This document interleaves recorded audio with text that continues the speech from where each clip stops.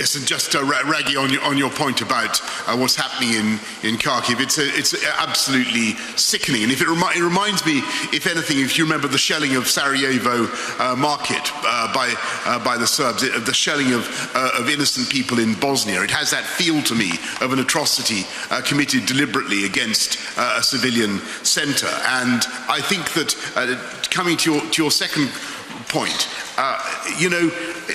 within the UN structures, it's very difficult to move people without a vote, and clearly where you have a majority, where you have a veto in the Security Council, you can't. There's a paradox. We can't vote to change the rules without the agreement of the Russians. But what is happening is that I think that the great middle of the UN congregation, if you like, is starting to realize quite how horrific this is. And with every day that goes by, as they watch the heroism of the Ukrainian resistance, and they see what's happening in Ukraine, and they see episodes like the shelling, like the missile in Kharkiv and the destruction of civilian populations, I think people's stomachs are being turned by what's happening. And they're seeing that it is necessary to stand up against Russian aggression, to support the Ukrainians, and to endorse our strategy, which is that President Putin must not be allowed to succeed. He must fail in Ukraine. So what we now see is a new wave of attack against Ukraine, against innocent people, and a column of heavy Russian armor which is moving towards Kiev will bring more death, more suffering, and more civilian casualties. And that's the reason why we need to continue to provide support to Ukraine, why we continue to call on Russia to stop this bloody war, and why we need to impose costs by the heavy sanctions on Russia. And why we also should once again commend the bravery and the courage of the Ukrainian people, the Ukrainian armed forces, and also the Ukrainian President Volodymyr Zelensky. This is horrifying, this is totally unacceptable, and it's a blatant violation of international law.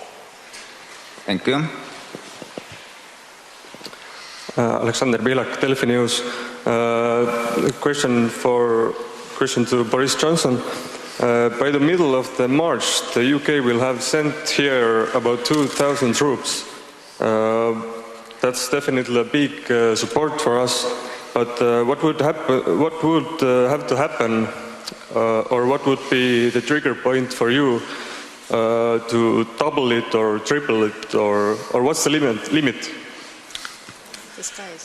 Well, thank you very much. We're very proud to be working here with our friends, with our French friends, with our Danish friends, and of course with our wonderful Estonian hosts. And I'm delighted that we're doubling it.